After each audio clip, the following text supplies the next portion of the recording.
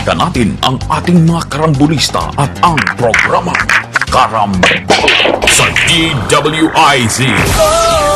Balik tayo karambola sa Aliw Channel 23 at DWIZ 882. Ako si Conrad Banal, kasama natin, nandun, ayun, Jonathan De La Cruz. Good morning sa inyong lahat. Ay, good morning po. Meron ka ayaw batiin? Oo.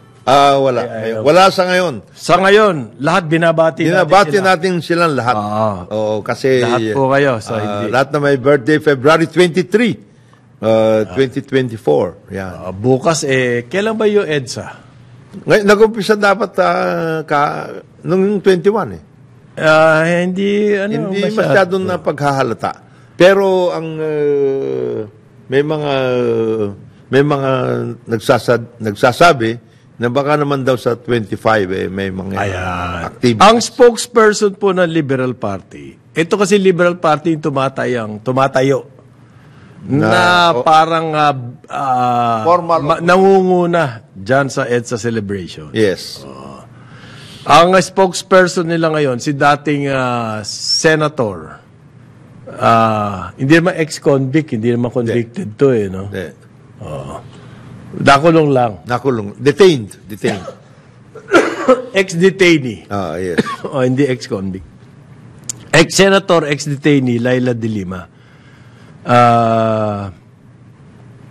Ngayon daw po, handa silang makipagtulungan.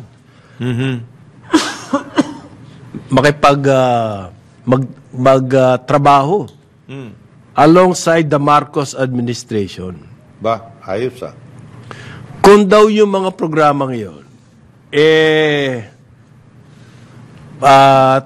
sisitahin si Duterte. Bakit napaka-specific? Contract mind pa rin hanggang ngayon.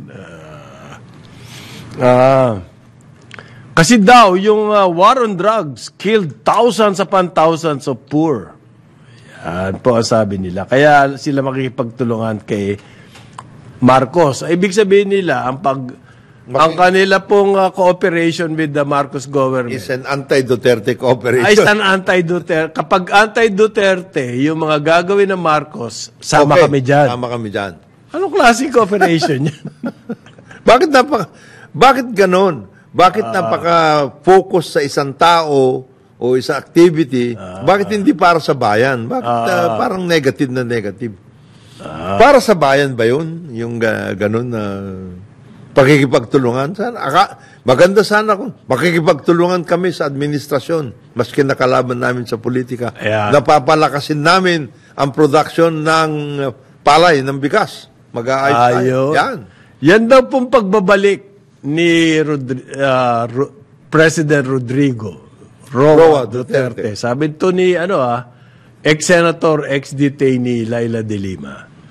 Yung pagbabalik daw po niya in power, magiging, ano ba to sa Tagalog itong nightmare?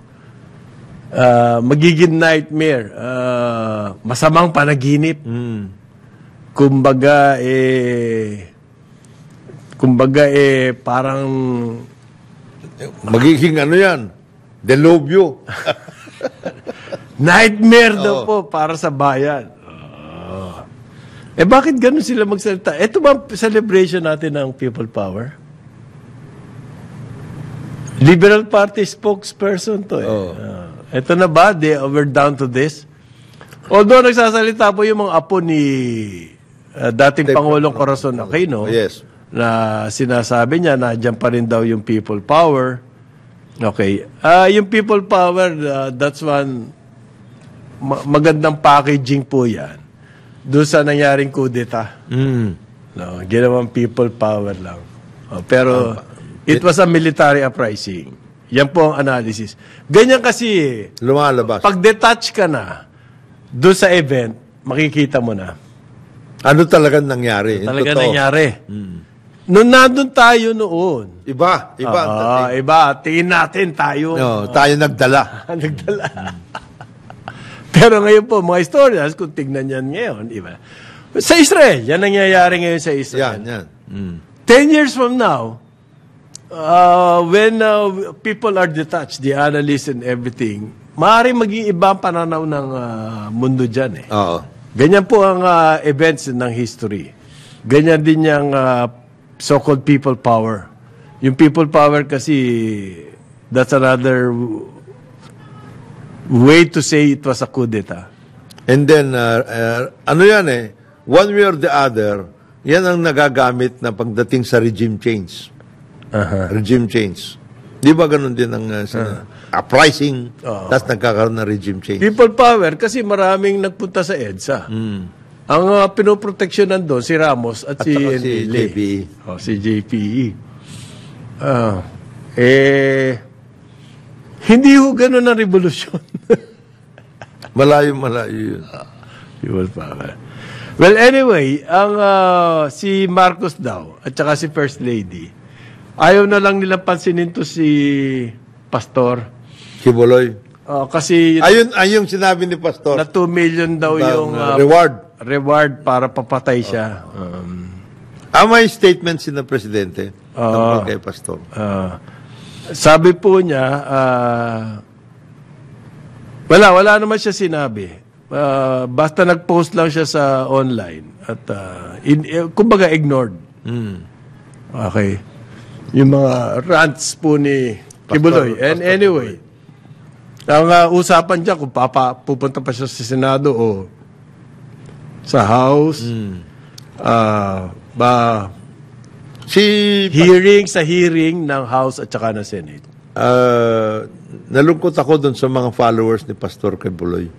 Alam mo kung bakit, paring Conrad? Para bang biglang nawala yung nila sa kanilang pagtingin nila sa pastor nila kasi naging nag-rant tungkol doon sa... Yun na nga binigyan kasi ng opening Parang nagkaroon ng yung... Kung ano yung pinagsasabi. Nawala Off the rails yun. Sabi nga sa akin nung isang kaibigan ko, parang si pastor naman. Ba't naman ganun ang ginawa niya? Oo. Dapat nagmukha siyang victim. Oo. Hindi na siya victim. Parang siya, off the rails siya. Pati yung, meron pa naman sabi sa akin, meron pa naman pastor na nagsasabing in public na ako po'y pinagnanasahan talaga. Kaya nagagalit sa akin niya kung ano sinasabi. Pinagnanasahan siya ng mga babae. Oo. Ganon siya kalakas na sex appeal. Oo, grabe.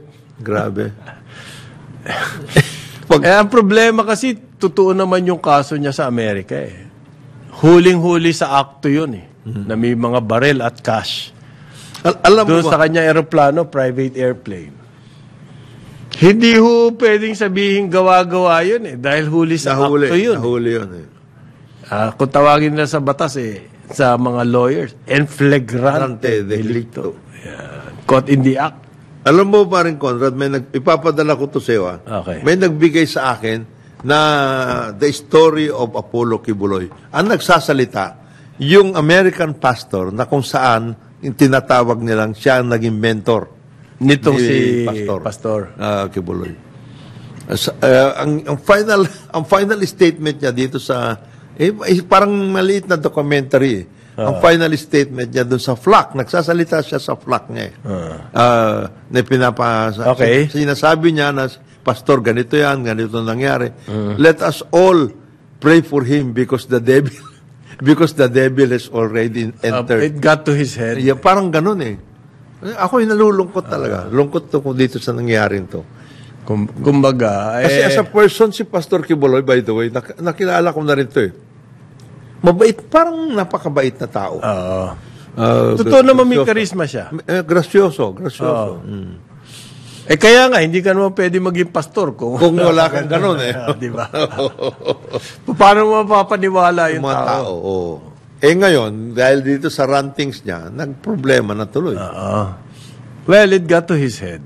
Yun lang aking, the way I look at it. Hindi naman siya ganyan dati. Hindi siya ganyan. Low profile nga Dati, biglang nagkaroon ng mga jet, nagkaroon ng, ewan ko, saan nanggaling yun. They went into business, nagpunta sa, di ba? Yun nga, dati yung banana issue dyan sa Davao. Apparently, involved siya ron Gusto nang take over isang planta. Something like that. Yun ang mga natin. Meron ganon. So, nagkaroon po ng ganyan na, usap-usapan. Ito pa rin, Jonat, meron na naman issue tungkol sa PhilHealth. Ang report po ito, Commission on Audit, COA. Oo. Naggawa sila ng Citizen Participatory Audit. Ano ibig sabihin nito? Yung mga taong bayan po, mamimili sila na taong bayan. Kasama sa ano. At kakausapin nila at yung kumbaga yung audit. Ang ino-audit nila ngayon ay yung COVID program ng PhilHealth. So ganito po ang kanilang pag-alaman, natuklasan. Meron daw pong halimbawa sa kinausap nila na 247 listed as COVID patients. Ibig sabihin po, gumastos ang PhilHealth. Binigay yung insurance nito mga taong ito doon sa mga hospital.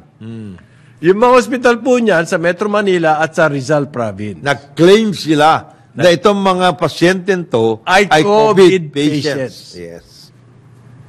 So, in-interview ngayon po ng COA itong mga citizens at nalaman nila meron mga ilang tao na kinlaim na COVID, hindi naman daw COVID ang kanilang sakit. Okay? Ang total claimants po ng COVID ay konti naman ito. At 6,700 claims against PhilHealth. Marami po kasi hindi na nag-claim eh. Ito lang daw yung nag-claim sa PhilHealth. So, kinausap nila dyan, mga 247. At doon sa 247, 13 agad. Ang nakita nila. Ang nakita nilang hindi naman daw COVID. Nanloloko na to. Yun po ang punto ng COA. Yung mga ospital na ito nag-claim na wala sa lugar. Hundreds of millions po yan na claims. So, sinabmit po yung COA finding sa PhilHealth President and CEO Emmanuel Ledesma Jr. Ayan. Alam mo yan, paring Gaon. That is part of the ongoing efforts of the new PhilHealth management na tignan lahat yung mga records kasi maglinis. Cleansing ito. Kasi ang dami kasi dito sa mga claims, yung iba pa nga bogus eh. Yun na nga. Yun ang pinalalabas ng COA, bogus. Bogus yung claim. Buti na lang may tao talagang ganon. Hindi, yung iba, over billing. Kasi po ang COVID, iba-ibang klase na pwede mo i-claim dyan eh. Yes. Halimbawa, COVID patients, mild pneumonia, 44,000. Ganon ang pwede mo i-claim, ano? Yung, kung pumunta na talaga sa moderate pneumonia, 150,000 na agad yun. So, mas maganda ko isabihin mo COVID. Tapos, mas malaki. May mga ano na, iba-iba na. Kasi kung severe pneumonia, 300 plus thousand. Intindi. Critical pneumonia, 780,000. Ganun eh. Kung ikaw ang hospital, sabi COVID, 700,000. Ganun eh. Yan mo na, ilagay mo sa maximum. Meron pa po nagsabi, ito daw tao na to na hindi raw siya na hospital. Pero yung pangalan niya, nakalagay ito sa claim ng hospital. Lupit ng hospital na yun, pare. ito hindi na ito. Hindi na hospital yung tao. Nilagay pa rin. Kinlaim yung ibang klaseng ospital ito. Sasakit ang ulo nito si Ledesma na to. Palagay ko kung itong si President Ledesma mataba-taba ito, baka after 1 month, mabawasan na ito. Iyan ay tungkol pa lang sa COVID. Conrad. So, binigay niya na raw sa legal. Palagay ko kakasuhan niyo. Kasuhan nyo na yan. Dapat eh. Yung ospital ang kasuhan nyo. Kasi po, ang hirap dyan, hindi naman gagawin ng ospital yun kung walang kausap sa loob. Oo. Ganun. Kasi po, pag nag-apply silang claim, meron din mag-a-approve eh. Hindi automatic approval yan. dapat merong screening Yan. na sinasabi. Diyan po nagkakadayaan sa insurance, actually. Yung adjuster. Yung adjuster. Actually, yung adjuster. Halimbawa, kotse. Yan. Diyan nagkakadayaan dyan. Ang sira mo lang, Gasgas lang to Bakit ang claim mo yung bomb 100,000. bumper na? Bomb bumper na ang claim mo Yung tao sa loob na insurance ngayon, aanihin ka. Brad, Hati tayo. ang gawin mo ganito. Bumper na, palitan mo yan kasi mas maayos to. Gasgas lang, boss. Kita ka pa dyan. Ikaw hindi ka nakakaintindi. Sinabi ko na sa'yo na ito yung claim mo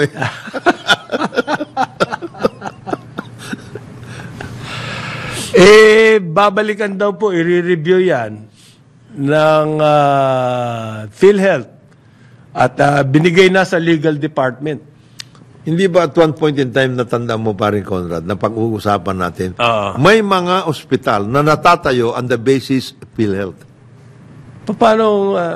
Ang kanilang model, magtatayo ako ng ospital, At titirahin ko ang 80% nitong aking revenues will be PhilHealth related.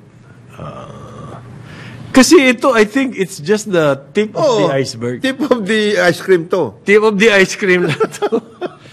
Di ba? Oo, Problema dyan sigurado sa yan. Kaya nga naglilinis si na President Ledesma yun na nga Pero magandang first step yun. Yes. Na kung yung iyong pinuno, matino. By example, leadership by example.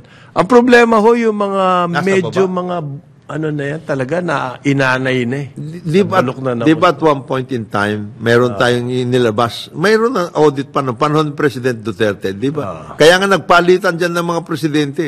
Kasi yung mga regional offices, may kanya-kanya na silang workout. Meron daw mataba na siya nag-a-appoint ng mga kwan dyan Di ba? Mga brad. Oo. Maski na natutulog yun, nakaka-appoint. Kasi ang laking pera Sipin mo yan. Ang laking pera ng PhilHealth ngayon po, meron nagsasabi tuloy, PhilHealth, pwede ba i-postpone mo muna yung increase ng yung rate of increase. Pwede ba? Pinag-aaralan daw po nila. Pag may mga balitang ganyan nangyayari, talagang ang credibility ng PhilHealth sa kanyang mga members, delikado po yan. Baka, registered na tayong lahat. Meron bang voluntary? Hindi, registered na tayong lahat. Under the Universal Healthcare Act, sponsored by Senator J.V. Ejercito, registered na tayong lahat. We are all registered members of PhilHealth. In other words, you can now claim. Maski sino ka pa. Maski hindi ka wala kang trabaho. Maski sino ka man. Yan. May trabaho ka, wala. Pwede. May kaibigan ako, kinanta daw niya yan sa kanyang spouse. Maging sino ka man. Ano ibig mo sabihin yan? Wala akong kwenta. Maging sino ka man. Wag mo nakakatayin yan, sabi. Ano ibig mo sabihin? Alam mo, words have consequences. Yun na nga mamili ho kayo ng mga paggamit ninyo. Be very careful. Paggamit ninyo ng mga salita. Kung minsan Ngayon, alam po natin yung DepEd, binabago nila yung school year calendar, no? Unti-unti, babalik tayo sa July 1st. Sa June ba? July June. Sa June ang pasukan.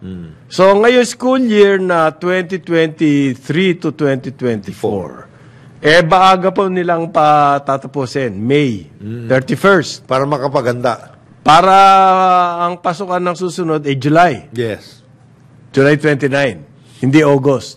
Para makapaganda na. So, unti-unti po, babalik natin. Result kasi yan ng pandemic Kaya nabago ating school calendar. Ang sabi po ng DepEd ngayon, yung mga private schools kasi umaangal. Kasi sila naka-set up na sila. Naka-set up na sila. Sabi po ng DepEd, Yun namang aming calendar para sa mga public schools lang. Hindi naman kayo kasali kung ayaw nyo. Kung ayaw nyo, you have the option. Gusto nyo, you stick to the school year calendar. Ninyo. Oh. Hindi po mandatory yan sa private school. So, Ang ano lang dyan is the number of hours. hindi kailangan lang silang may ma-issue against Sarah kasi. ang pinag-uusapan naman ho kasi, hindi naman yung tungkol sa, as far as the private schools are concerned. Kasi sa inyo, always, number of hours yan. Yung pong mga private schools din naman, hindi rin naman sumunod doon sa calendar ng DepEd. Noon. Iba-iba. Meron nagsimula June, pa rin. July, may August, may ganon. Iba-iba. Ito lang para sa public schools na mayroon namang hawak ang gobyerno kasi may mga kailangan gawin ng gobyerno pagdating dyan sa sistema within the public school system. Classrooms, mag-aayos. Ang dami teachers, iprepara mo. Facilities, ipapepera mo. Ganun. Yun daw pong decision na bumalik doon sa dating schedule, sa school calendar, hindi raw po siya mag-isa lang ang nagdesisyon niyan. It's a committee. Long process. Kinausap yung parents. Kinausap yung mga teachers. Siyempre, pinaka-importante dyan, yung teachers. Yung mga... yung mga gagawa ng classrooms. Students. Suppliers. Everything po, kinausap yan. So, hindi siya, kumbaga, spur of the moment. Whim. It's not a whim. Tawagin ni Jera yan, sperm of the moment. Jera, sinasabi ko sa'yo, nag-birthday ka lang wala kang padalang pansit dito Tapos sperm the moment ang sinasabi mo. Ako, si Manong Jess, baka. Baka. Hapakin ka mamaya dyan. Alam mo ba, may bagong naalala ko yung sperm of the moment. Meron pong experiment sa Israel na nagagaya na nila yung testicles ng lalaki, yung function ng testicles. Okay. Kumbaga, sa stem cell po, kumuha sila stem cell ng testicles. Pagkatapos doon, nakita na nila na nagde-develop sa stem cells po ng rat. Ng, kumbaga, yung testicles ng rat. At ang, nila rito, ang kanilang pakay, para matulungan daw yung mga lalaking hindi magkaanak. Yung mga baog ba? So, ibig mo sabihin... Pag baog, siyempre, pabibigyan ka ng stem cell, patutubuin yung iyong testicles para maging ma-develop. Ang problema mo lang, ang yung ay rat. Baka maging anak mo, daga. Hindi naman. Hindi, yung experiment ginawa sa testicles ng rat. Pero eventually, siyempre, malilipat siya sa tao. Ito naman si... Yung mga stem cells. Ito naman si Pepe. Ayoko nang basahin ito Ano sabi? Sabi niya, lagyan mo lang ng BU yan, di yun na. Ikaw, Pepe, huwag ka nga maglalagay lang. Nagagalit ako sa'yo Ginagamit mo itong aking cellphone para mag-ano ka ng kung ano Lalagyan lang ng ano daw? BU. Grabe yung experiment ng mga... Bakit naman naiisip ng mga Israeli yan? Testicles daw. Bagay. Maraming taong siguro bibili niya. Maraming gusto kasi magkaanak na hindi naman... Na hindi nagkakaroon. Na baog ba? Pagbaog. Ito, pare. Meron na nag-text. Yun daw nightmare, bangungot. Bango! Tama. Baka mabangungot daw tayo. Bangungot. I was looking for that word. Thank you. Sa Tagalog, bangungot yan. Sa utol ko to kay Steve. Bangungot. Steve, Para ka nababangungot. Para ka nababangungot. Pag bumalik daw, si dating Pangulo. Sabi nila, ni ex-detainee Laila de Lima. Bangungot daw yan. Okay.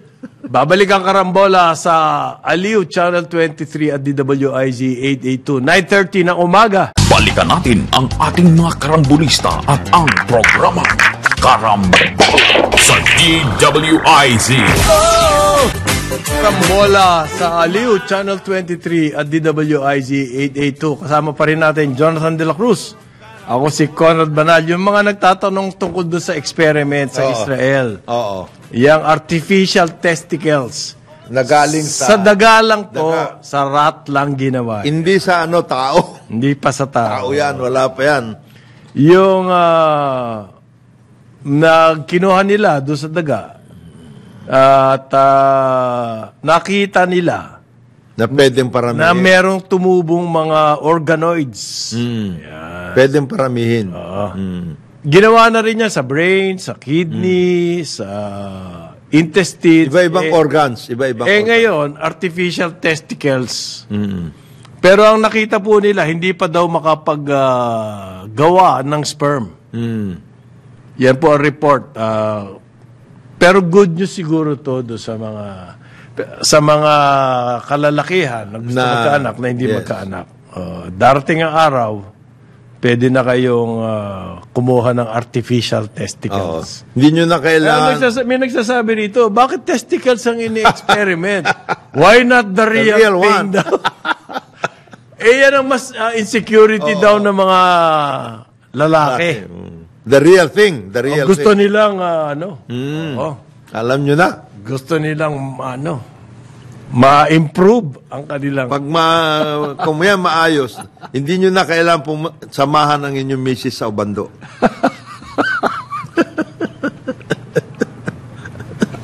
Meron daw mga lalaki, talaga kailangan ng artificial betlog. Meron daw po mga senyales na yung experiment pwede mag-produce ng sperm. Okay? So, infertility. Problema ba ng mundo yan? Infertility? Ang dami ng tao sa... Sobra na nga tayo. May mga ibang bansa nga, ayaw na nga nila masyadong Ang problema kasi natin, halimbawa, dapat yung lalaki, maganda ang kanyang matalino. Maganda ugali. Yan ang dapat na nga pinag-uusapan. Nag-aanak ng marami. Kung pusakal, batugan, walang ginagawa kundi masama ugali, manigaw. sugarol pa. Wala na. Yung ba mag-aanak, kailangan mag-anak na mag-anak. Dadami ang mga loko-loko dito sa atin. Sa mundo. Kung yung mga matitinupon lalaki yun ang mag-aanak, ang problema kung hindi nga sila, kung baog nga sila. Oo. Yun ang mga kailangan. Mayor tribe increase. Yan ang sabi. Yung mga ganyan na salitaan, yung mga alam mo ba paring Conrad, na ito daw ChatGPT. Okay. Ito yung AI, ito yung artificial intelligence. Doon daw sa San Francisco, kung ano-ano mga pinagsasabi. Kung ano-ano. Nonsensical. Kung ano-ano pinagsasabi sa mga tanong-tanong. Kasi, ang tanong kayo ng tanong, ito ang mga sagot sa inyo. Parang ganun ang ginawa. Pero yung ngayon, artificial testicle. Baka yung sperm ma-produce nyo di ba? Oo. Huwag na tayo magganyan. Sigurado ba tayo? Mag-natural na lang tayo sa ganun. Alam mo, ako payag sa experiment. may mga ibang bagay na ipaubayan nyo na lang sa Nature. Sa may kapal. May mga ganyan Hindi pwedeng lahat na lang kung nagkagaya nito, ChatGPT, gusto mo bang ganyan na magiging kasama mo? Baka nonsensical. Ganon din po yung ma-produce na sperm. Yung mga ganon Yung ilong nasa tenga. Yung mga ganon. Gusto ba din Loko-loko. mga ganon? Ay, nako. Eto po. Pang ano naman to. Yun daw Laperal Mansion, dyan sa tabi ng Malacanang. Ay, ano yan, Yung Arlegui House, ngayon. May pagkaano na yan. Yung... Heritage. Yan. Yan daw po ang gagamitin ng ating government kapag meron mga foreign heads of state. Parang guest house. Parang guest house, yes. Laperal Mansion. So, ibig sabihin, inaayos. Inaayos na yun. Inayos na, nag-curate na nga Ba, okay yan. Guest house po yan sa mga foreign Dignitaries. state. Yes. No, well, state, head of Head of state, state. or head of government. So, alam Malacanang na style niyan. Kung yun. Ano po yan yung Laperal Mansion. Parang ang design yan, European. Yes. Maganda. Katabi dyan sa Arlegui Street. Yes. Diyan sa Malacanang. Yan ang ginawang residence ni dating Pangulong Corazon Aquino at saka ni Fidel Ramos. Yes. Nung sila ang presidente, diyan sila... Hindi sila doon sa bahay pangarap. Hindi. Hindi, Not across the river. Eventually, naging Arlegui guest house yan. So, Pero may mga inayos. Laperal family from Baguio, mga Laperal landed dyan. Oh. Diyan sa Laguna, ang lalaki ng Mga kanilang pag-aari nila dyan. Yan sa San Pedro, Malaking lupa ang pag-aari nila. pero taga Baguio yan originally. Parang Oli. Alam mo ba si Oli? Oli. Oli Laperal. Ano yan? Marami silang mga apartments lahat dyan sa may bandang University Belt. Okay. Si yan, Oli- yung old Manila. Old Manila. At saka doon sa Malate. Ano to? Son-in-law ni dating Energy Minister, Energy Secretary, Jeronimo Velasco. Yan. Mayaman na, lalo pang yumaman. Mayaman yung Minister Velasco, the first professional manager of Dole, Dole Philippines. Meron daw pong 3 staterooms yan at ang mga pangalan ng staterooms niyang mansion na yan. MacArthur, Magellan muna, MacArthur at Rizal. Ba? Ayos Ganyan ang mga... Nasubukan nga. Gusto ko nga makita kung puntahan paano na nila natin yan. ni-restore Puntahan At na natin. bibidyohin ho namin. Oo. At nang makita nyo. Okay. Pwede po bang pumasok dyan? Hindi naman kami heads of state, pero baka pwedeng i-video lang. I-video lang. Diyan sa sa Malacanang po, sa complex, may mga iba-ibang mansion dyan eh. Isa yan. Well, dati yan sa labas ng Malacanang. Pero ngayon, part na ng complex. Ng complex. Okay. Actually, ang balita ko, si First Lady, ayusin niya yung area. Yung area na yun. Dapat lang talaga ayusin yung area Heritage na yan. At kausapin yung mga may-ari ng mga mansion doon na gawing talagang totoong para mapupuntahan, nakikita. Kasi marami may Pwedeng mga... gawing mga... Diyan ho yung tinatawag nilang repurpose. Yes. Sa Singapore, nakita ko yan eh. Raffles. Yung mga lupang... yung luma. Raffles is an example. Pero yung mga lumang bahay, Bahay. Inaayos. inayos at ginawang mga first-class restaurant. Oo. Pati yung isang seminaryo. Hindi nila pinagiba. Hindi. Yung mga ancestral homes dito sa atin, ginigiba eh. Ginawang warehouse. Aray. Diyan sa pare, sa Paco, di ba, Paco Malate, puro mga matatandang mga bahay, Bahay mga dyan, yan. Wala, pinagbibili at giniba, ginawang mga warehouse. Sayang. Yun ang Paco Station eh. Nasabi pa natin. Ngayon, idle na. Walang nangyari. Hanggang ngayon, giniba po, niretain yung facade. Pasado. Pagkatapos wala na, hindi na natuloy. Alam mo ba dyan si area na yan, Conrad, yung La Concordia area na yan, papuntang Lamayan. Heran niya. Heran, Pedro Hill ngayon. Papuntang Lamayan, papunta doon sa punta. Ang gaganda ng mga bahay at saka lalaki pa ng mga area. May mga Laurel area dyan, yung mga compound. May mga compound dyan eh. Sana ayusin natin lahat yun. Identified naman natin preservation yung eh. identified naman yun eh. Yung mga ngayon na si Secretary Acosar ang siyang disud. Sana kasi yung ML Pare, mag-iingat ka. Kulelat yan sa survey.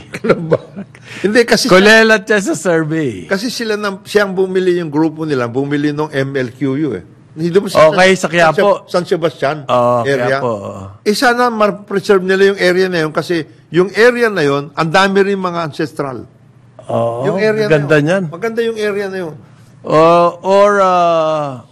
Tawag nito, ibalik po sa dating figure, recondition, kumbaga sa kotse. Iayos.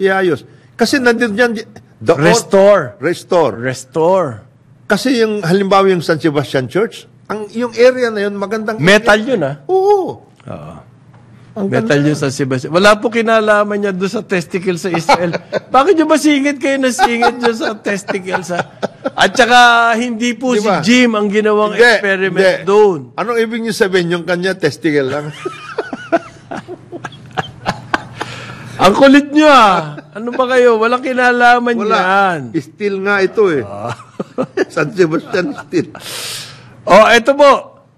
Nako, yung mga nag-aalala, 131 na pulis na raw po ang natanggal. Magmula noong January 1 pa lang. Cleansing din yan.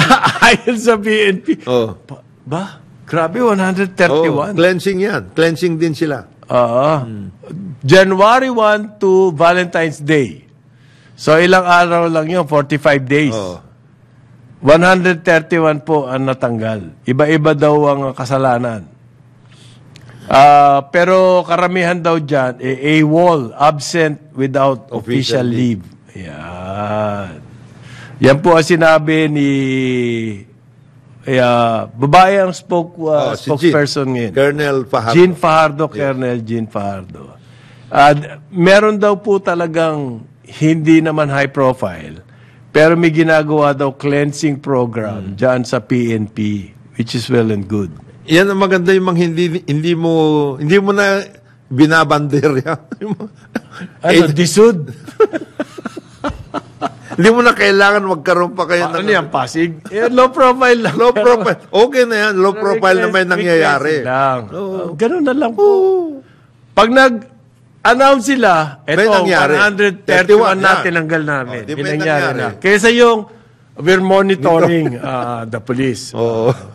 We intend to plan to do something about the next stage of planning. Puro ganyan eh.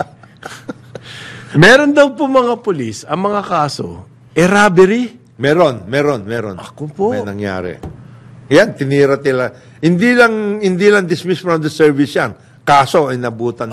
Kulong. Malamang to, kulong. Malamang kulong. Meron daw illegal drugs. Yan. Ayun ang nakakatakot. Buti wala namang murder. Grave offense po, robbery, illegal drugs, obstruction of justice, conduct unbecoming of a police officer. Yan po yung mga halimbawa, nagpapaputok. Meron yun. Yung colonel, nagpaputok sa loob ng restaurant. Tanggal ka. Tanggal ka, At hindi lang yun. Meron ka pang illegal possession, lahat na. Criminal case ay nabutan mo dyan. Pero meron daw 7 ata na police inaresto for murder. Nag-surrender daw tong 7 police na to. Pero ang PNP daw, hindi sila pwedeng pabayaan. Kasi duty sila nung nangyari. So, bibigyan ng legal assistance to defend yourselves. Okay.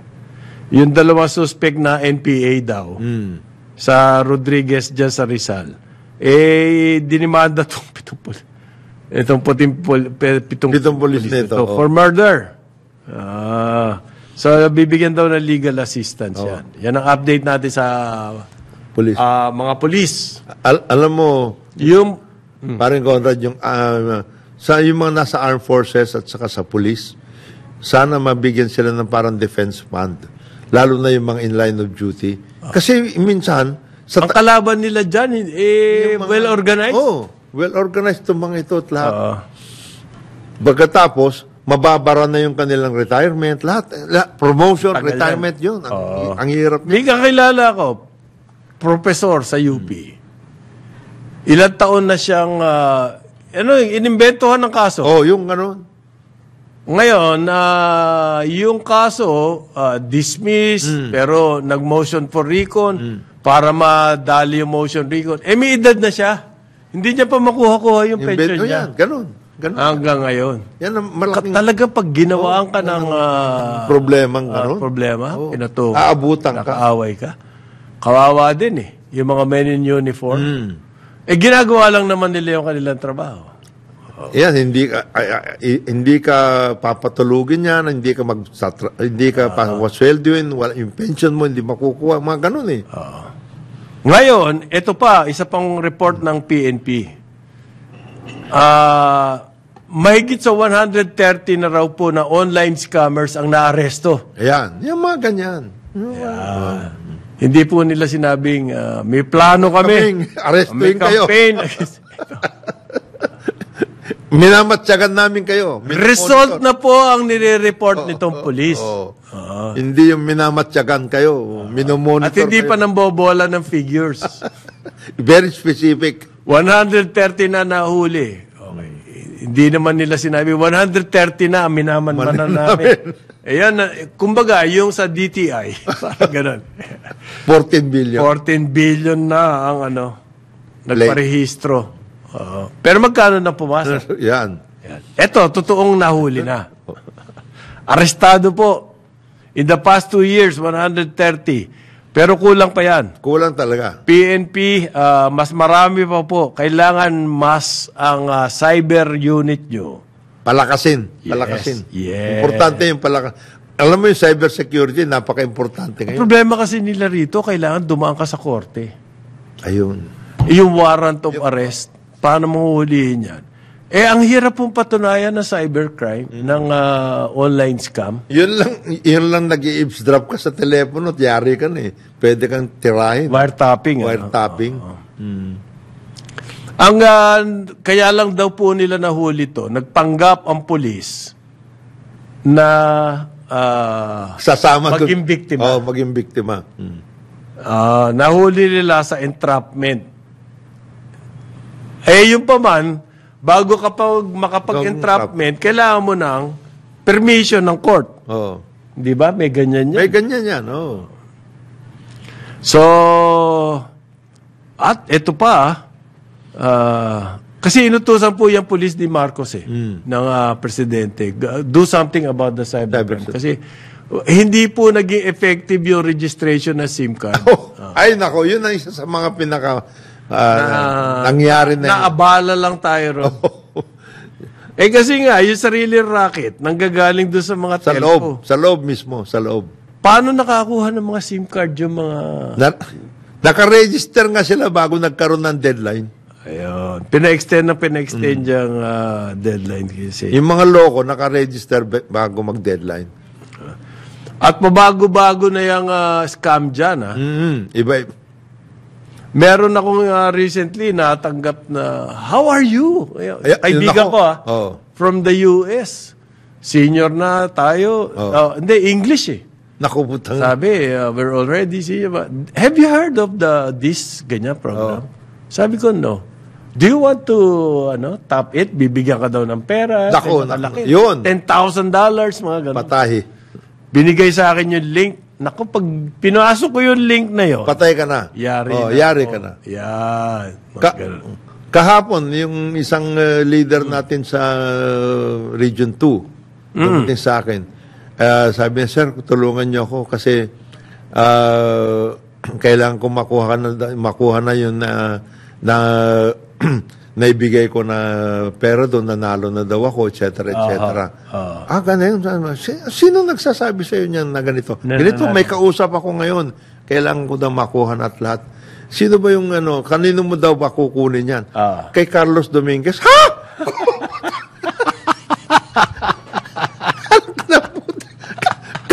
Carlos Dominguez, Secretary of Finance yan dati. 1.6 million. Ikaw naman. At bakit ka naman niya bibigyan? Kasi daw, sumali siya sa isang, parang paluwagan ba? Sumali siya, ito na, maglagay ka na maglagay ng ganito, etc., etc. Over time, naka-accumulate siya ng 1.6 million. At yun daw, kukunin mo na. Pwede mo nang kunin kasi kasama ka doon sa paluwagan. Turn mo na ngayon. Yan po ang number 1 formula ng scammers. Naknampusa. Pag ini-scam ka, aakiting ka ng mga malalaking greed po. They will play on your greed. At titirahin ka nila doon sa kagustuhan mong makakuha ng malaking salapi, amount, halaga ng pera. Yan yun, yung financial gain, kung sabihin man. Dati nga, nagko-cover ako ng Central Bank. Nauso po nun yung mga, yung mga pyramiding. Na mag-i-invest ka daw. halimbawa ng 10,000, after a few days, doble na yan. Ganon Naku, yun. di ba? So, nagkagulo yun ng bayan nun. Ang dami niyan. Agrix, Kung ano, ang dami na. Okay. May nagrereklamo sa amin na taga Central Bank na biktima daw siya. Central Bank siya. Sabi, kung di ka ba naman tanga, dapat ikaw ang kauna-unahang Hindi na- makaalam niyan Oo. na walang ganyan negosyo. Maski drugs, maski sex din. Wala. Hindi mangyayari. Hindi kakayanin yung ilang araw lang, doble na yung investment mo. Wala. Okay. Wala. Imposible po yan. So, yan ang unang-unang tutuksuhin kayo. Ito mga scammers, yang laki ng kita mo rito. Ito, paluwagan eh. Tapos, kanino mo daw ba kukunin? Kasi kausap niya sa telepono eh. Dito nga, kunin mo na. Yung paluwagan, ikaw na, turn mo na ngayon. Na ikaw na ngayon ang kukuha nitong paluwagan. Kasi nakapag-contribute ka na at lahat. Gusto ko sana po mangyari, yung PNP, yung mga na-arresto dyan, meron talagang masentensyahan, Oo. makulong, mag-i-example. At yan po, kailangan publicized. Yan ang iyong... Hanggat maaari, lahat yung 131 na yun, Yun ang ipapublicize. Gumawa na kayo ng parang libro, nakalagay doon kung anong ginawa ng mga ito. ito, oo. At yung kanilang scheme. Oo, wag pang marisan, parang gano'n. Scheme. Ang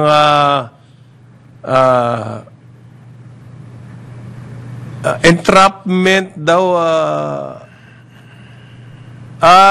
yun pala, pare, magkaiba. 66, nahuli sa entrapment. Yung 65, tiniktikan. Okay. Minanmanan Minanmanan muna. sila.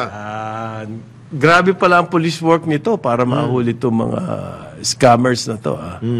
Wala rin pong kinalaman niyang scamming yung cybercrime doon sa testicles sa Israel.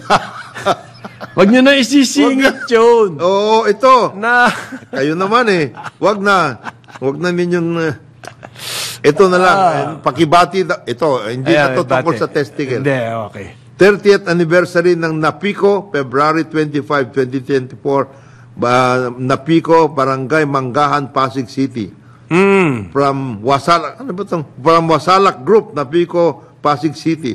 Sa pangunguna ni Marvic Abatay at Analisa Rubrico. Ba, talaga naman. Anong gagawin nila? Mayroon silang Napico? anniversary. Napico. Parang ano yan, parang housing project. Dito sa Pasig City. Manggahan sa Pasig City. Meron daw po mga local government units, LGUs, makakakuha ng pera para sa kanilang mga water supply project. Yes. Okay? Manggagaling po yan. Inutos daw ng presidente, bigyan ng, kumbaga, Assistance. financial. Kasi may mga lugar nga naman na hindi naman kasing yaman ng Makati O kaya ng Tagig. o ng Taguig. Pero kailangan ng tubig. Yes.